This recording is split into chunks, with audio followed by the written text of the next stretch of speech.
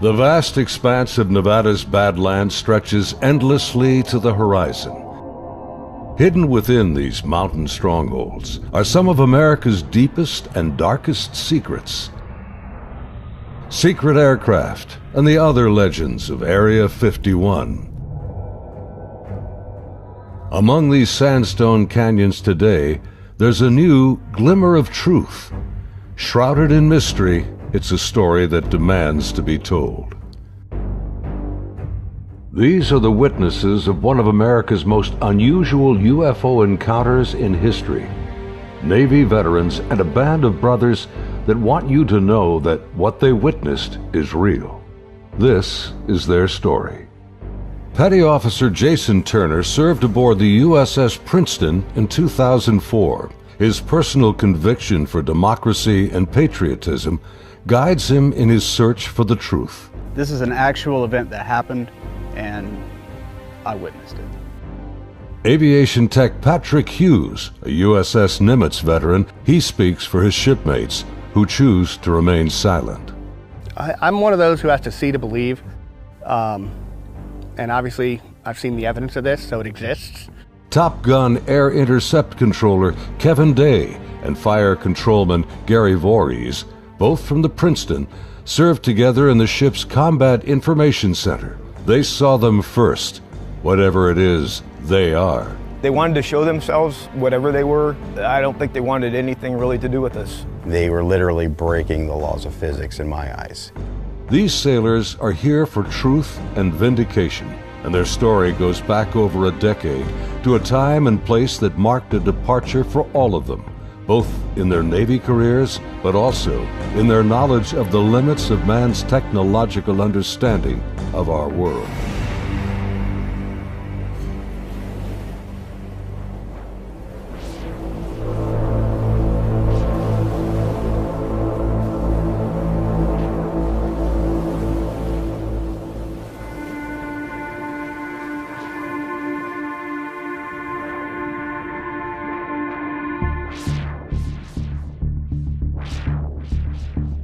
Looking out over the ocean toward the horizon, sun, sea, and sky form an endless vista, a never-ending cycle of tide, wind, and waves. Here, far from shore, strange events have unfolded. These stories stretch the boundaries of our imagination and challenge our beliefs. This is a true story of such events from the accounts of the sailors and naval aviators who experienced them. Professional military service members who want the world to know that what they encountered is real. Even more troubling, our military has no explanation. The answers seem to elude everyone, like reflections on the waves, yet they are out there.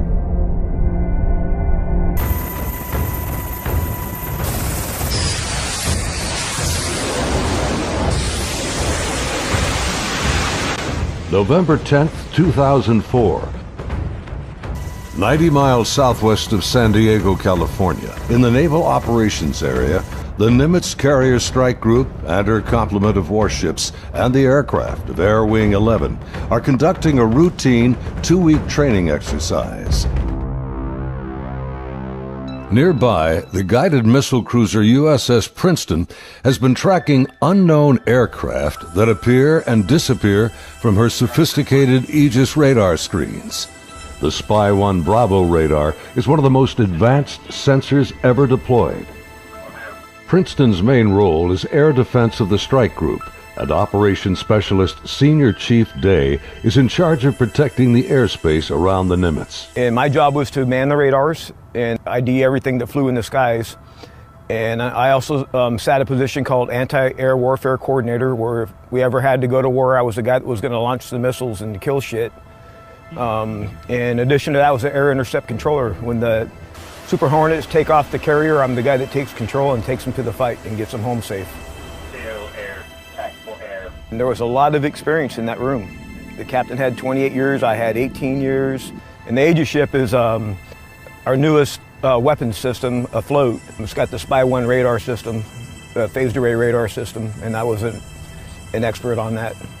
Inside the Combat Information Center, Chief Day's attention is focused on a group of unknown aircraft on the Spy 1 screen. He's trying to identify them. I was on watch, and we were probably 100 miles, I forget how far exactly that day we were, off the coast of San Diego southwest, kind of off the coast of Mexico, Baja. And I started to notice these weird tracks that were popping onto my radar coverage right around San Clemente Island. And the reason why I say they were weird, because they were appearing in groups of 5 to 10 at a time, and they were pretty closely spaced to each other, and they were 28,000 feet going 100 knots tracking south. And in the back of my mind, I'm thinking, that's kind of odd. I mean, I don't know anything that flies like that. They weren't on the comm air routes, the commercial airline routes. I wasn't really that concerned about them. I didn't consider them hostile for any reason at all. Another watch or two, as I'm watching, the same formation appeared again. And over the course of 3-4 days, it probably counted up to that point, groups of 5 to 10 at a time. There were probably 50, 60 tracks by then. Today, Kevin and Gary are still looking for answers. They've known each other for over a decade since their Navy days. Gary was a third-class petty officer and fire controlman back then. I worked on the Aegis computer system on a CG-59 guided missile cruiser, the USS Princeton. I'm in charge of CEC and data recording and maintaining and operating all the mainframes that run the system. They're both becoming increasingly frustrated in their attempts to ID the strange aerial objects, which have no transponders and fit no known flight profiles.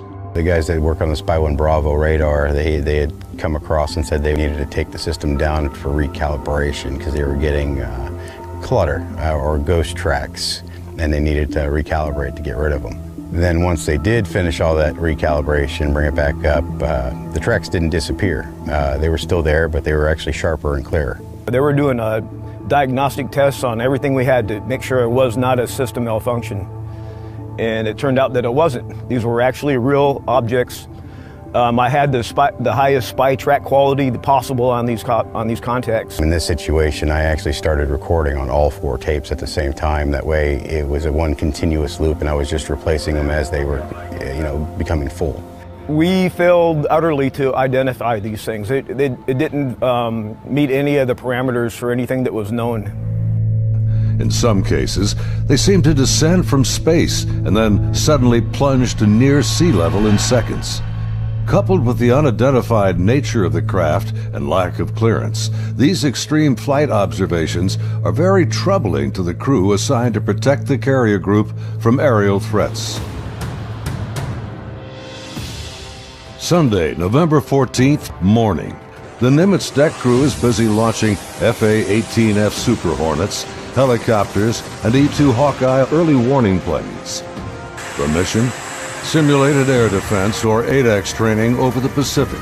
The winds are calm, the skies are clear, a near perfect day for flying.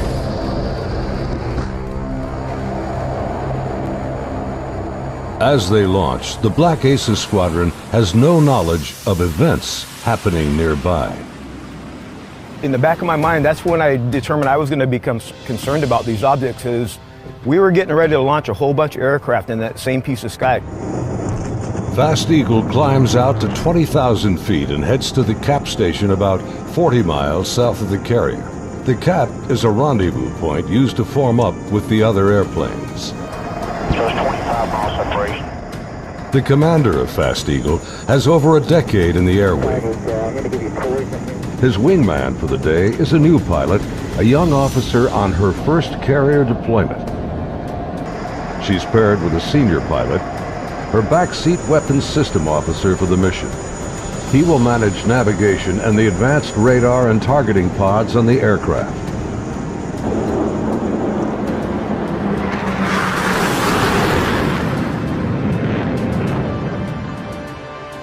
Overhead, an E-2 Hawkeye from the Wallbanger Squadron is on station directing the aircraft. Banger provides eye-in-the-sky command and control during carrier flight operations. Back in the Combat Information Center on Princeton, the mysterious objects are back. And today is the first time Senior Chief Day has jets in the air that can intercept the mysterious aircraft. Seeing these contacts, Captain Smith orders me to intercept one of them. So I went back to the console. I picked the closest one that was to us, and I had intended to let the Hawkeye do the intercept because they already had control. It was just easier. Day briefs the captain, and they agree to send the Hornets. The air intercept controller aboard Princeton, call sign Charlie, radios the Hawkeye and takes control of Fast Eagle. Banger, Charlie. Charlie, this is Banger, go ahead.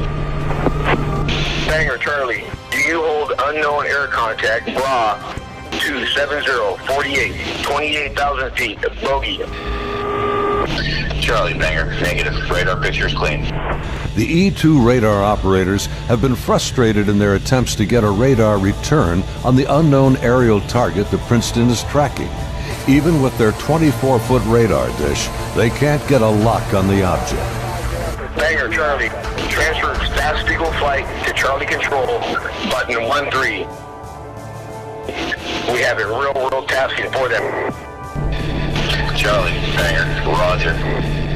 Fast Eagle, Charlie, stand by for real-world tasking. Charlie, Fast Eagle, send it. We vector them towards that position in the sky, and real quiet on the radio. I'm just giving them bra calls, which is bearing range altitude, to these unknown bogey group. And basically I'm just telling their crew where the object is, the bearing from them, and the range from them, and the altitude so they can drive towards it. Contact bra 270-41, 20,000 feet, bogey, snap, 270, over. Roger, bearing 270, 41 miles. 100, go trail. 100. Stay 12,000 pounds. Clean, do you have it? I'm trying to get a track on it now. They sent link 16, but my radar picture is clean. The next radio call takes everyone by surprise. Fast Eagle 110, say loadout. 110, what's your weapons loadout? Yeah, the tactical action officer, the TAO, jumps on the radio. Her name was Lieutenant Elders, and she just point blank asked the Fast Eagle flight if they were carrying any type of weapons. And there was a stunned pause on the radio. Wings clean, Princeton. We just have CADAM training missiles, and they're not coming off the rail. We're in an exercise environment, and the last thing we wanted to do is start shooting stuff. Now the controllers have the pilot's undivided attention. Normally, the squadron doesn't carry live ordnance when training. What do you guys think that was about? What, about the loadout? I have no idea. Maybe it's drug runners or something. Yeah, it could be. Or a lost cessna out of SoCal. I don't like this. Fast Eagle, Charlie, contact bra 160-34, 8,000 feet, bogey.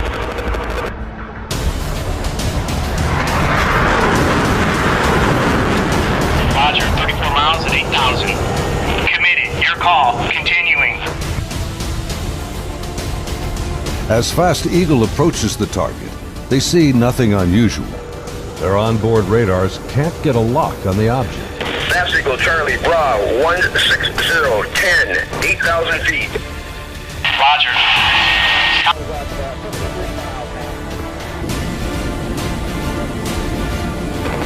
Fast Eagle, Charlie, merge plot. Basically what the merge plot means on the radar, you got two objects in the same vertical piece of sky, so when I'm looking at the 2D display, it looks like a one radar blob now. Confirm the object appears stationary. I had it at 17.7. Showing, again, basically no airspeed on it. Hey, you guys seeing us? What is that?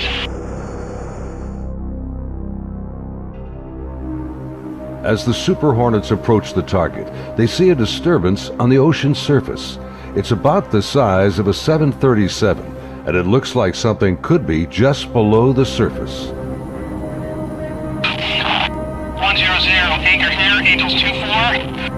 Roger. Charlie, Fast Eagle. We're observing something in the water here, possibly aircraft in the water at the merge plot, just north of our position, about 2 miles. Charlie, roger. I'm descending to Angels 14 to take a look. Do you think that's our unknown? Man, not sure. Radar's clean. As soon as he got to the merge plot position, the object that he was intercepting dropped from 28,000 feet down to 50 feet above the water in 0.78 seconds, as I found out later the next day. As the Super Hornets get closer to the ocean disturbance, he suddenly spots another craft above it, a much smaller white object with an oblong shape, hovering, then darting just above the waves.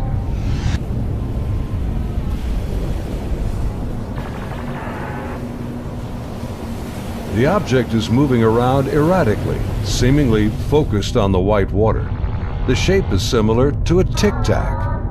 It's smooth like porcelain. It's not an airplane.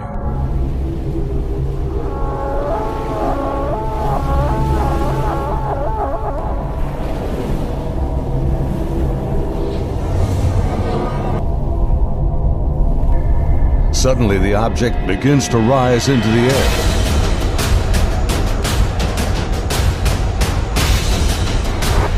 It's coming up. 2 miles. The strange craft begins mirroring the turn rate of Fast Eagle. 21 Vulgate, 287, 2 miles, Angels 5. The object is now at his 3 o'clock position as he continues to turn with it. He's turning hard at 3,000 meters. We had the external communications in the speaker in combat so everyone could listen to it. And the next thing I hear in the radio going, oh my God, I'm engaged, I'm engaged. 1,000 meters, he's southwest, Angels 8.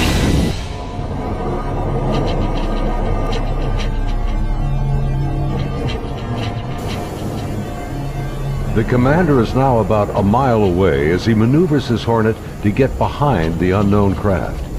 It's about the size of an F-18, about 47 feet long, and it has no wings.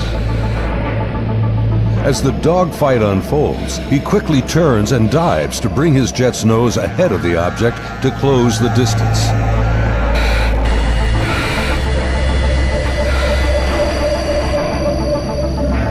Holy f***!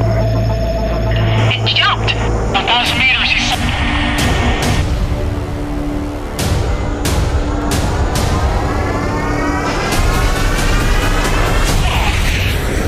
I lost it!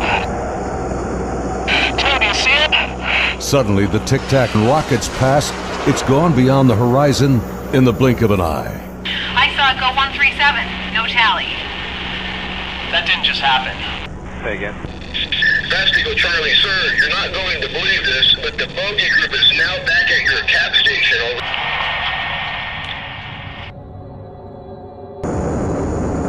As Fast Eagle returns to the area of the ocean disturbance, the object is gone, and the sea is once again calm. Soon, they land on the ship.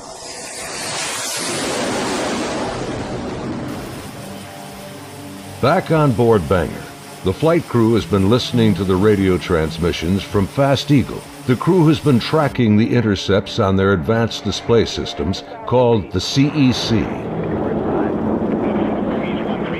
One of the radar operators, who wishes to remain anonymous, describes hearing the fear in the pilots' voices, and he knows this is no drill. I had a good friend who flew on the Hawkeyes. We've been calling him Roger to protect his identity because he didn't want to come forward at this time, but he wanted to contribute to the story to verify that it actually happened.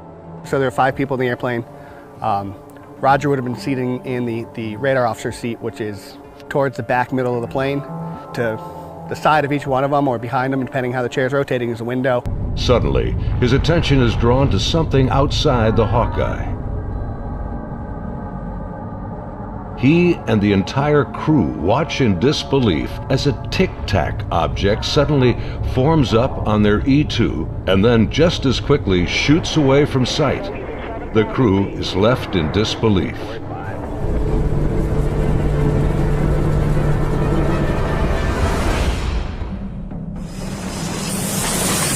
As Banger returns to the ship, the crew is shaken. The highly unusual events are troubling, but what happens next has haunted them to this day. U.S. Navy officers quickly arrive and escort the aircrew to a secure space on the ship. As the crewmen begin to take off their flight gear, an officer begins the debriefing by telling them this event did not happen, and they are given non-disclosure agreements to sign. They are warned to never discuss this event again. Again, we're preparing for the air defense exercise. Now we got all the squadrons launching off the carrier because they're all up going to do their functional check flights. Senior Chief Day watched in disbelief as the Tic Tac UFOs reacted to the incoming fighter jets.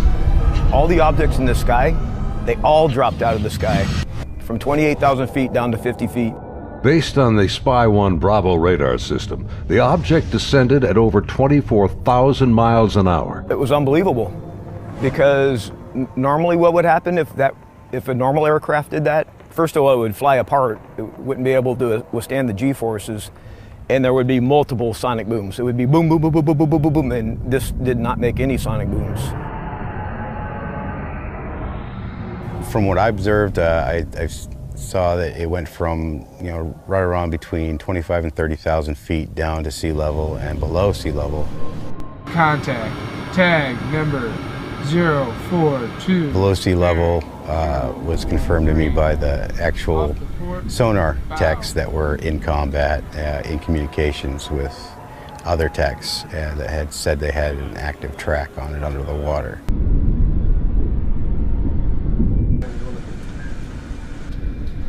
They're talking with their sonar guys on the sub that was with us, and I mean, I was told directly that it did go underwater. It went from being in the air to underwater. From what they were saying, it was going averaging about 500 knots under the water. So it did slow down when it hit the water, but it didn't affect it inertially. After the intercepts, both Kevin and Gary climbed up to the ship's bridge wing to get a better view of the objects through the binoculars. We'd go up to the bridge wing and look at them through the big eyes, which is heavily magnified binoculars that are out on the bridge wing of the ship. Even when I was off watch, I was usually up in combat anyway, and I was sitting at the console. I just picked the closest object to us, and I got the relative bearing from the ship, slave over to the relative bearing at about the right altitude, and saw this white light in the sky.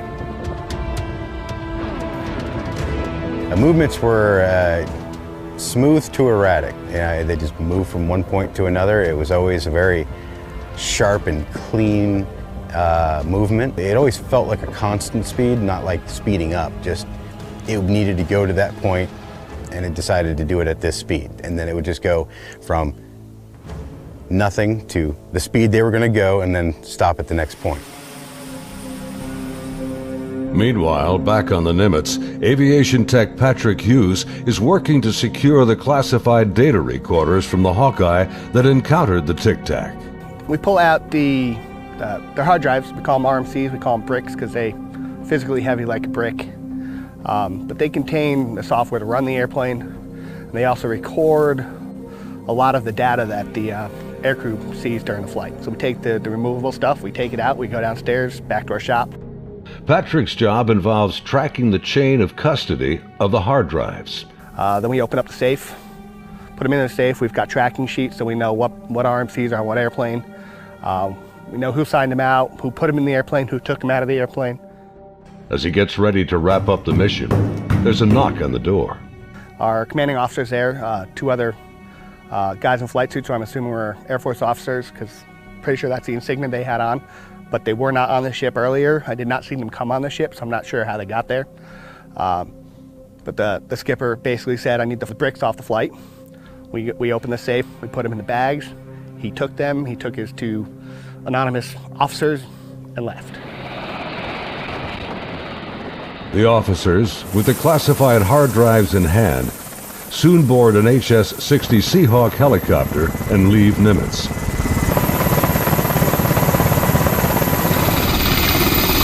Soon thereafter, Petty Officer Voorhees has his own visit by unknown officials on the Princeton.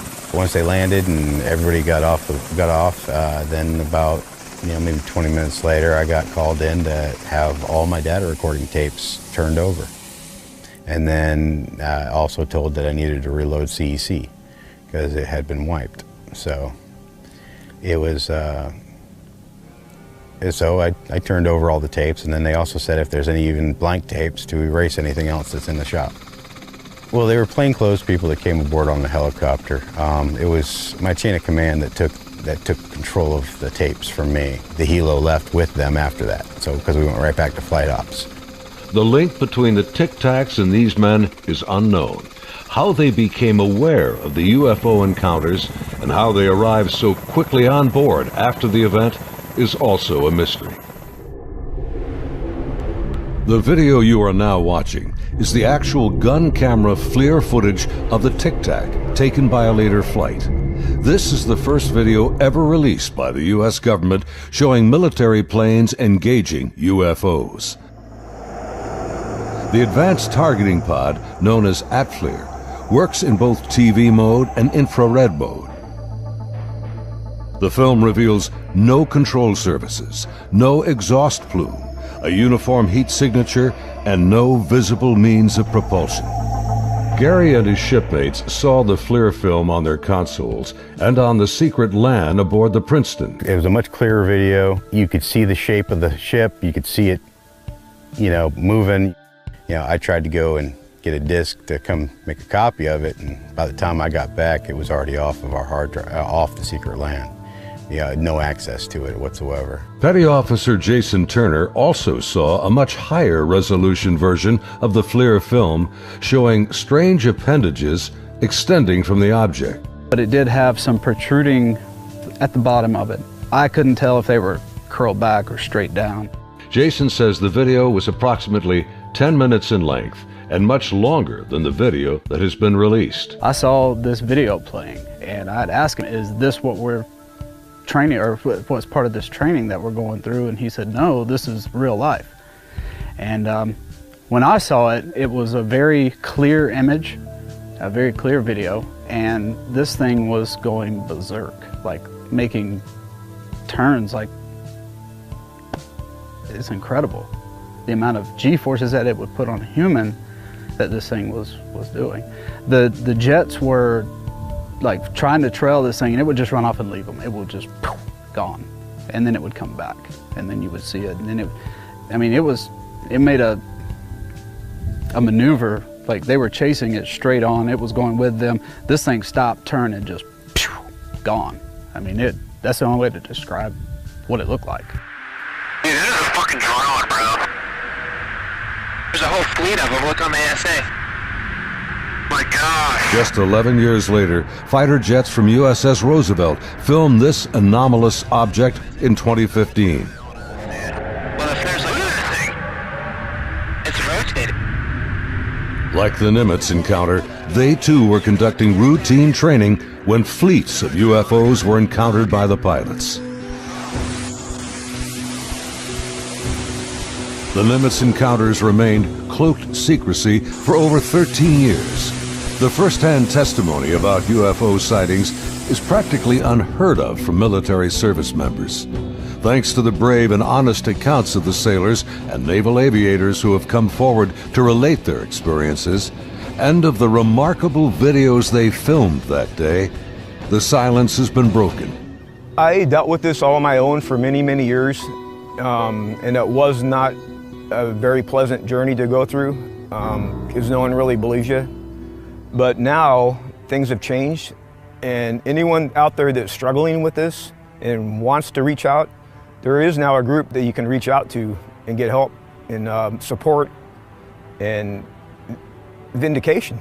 It's honestly been a little relieving to be able to actually talk about it and how important that event really was, and not just keep blowing it off. There's people out here that really need to know and want to know, and you have the support of me and Kevin and my other shipmates that have come forward and decided to talk about it. My role is to describe the story and convince people that yes, this event really happened and these objects were really real, but what they are, I have no idea. It is something. I want to know what it is. That's the whole reason I chose to come forward to contribute to the story, because there is a story here, there is more information here. And the more of us that talk about it, the better chance of the full story coming together. And it's vindication for us that other people are looking into it, and you know, we finally tell our story and people listen. If you need to get a hold of us or would like to talk to any of us, Kevin, me, or any of the other guys that have come forward, there'll be an email address at the end of this video that you can contact them and they can get a hold of us. If you or someone you know has witnessed unknown objects from military ships or planes, please contact us at the address on your screen. You can remain anonymous. As we strive to understand these encounters and come to terms with what they mean, there's something far beyond the horizon and the limits of our comprehension waiting for all of us.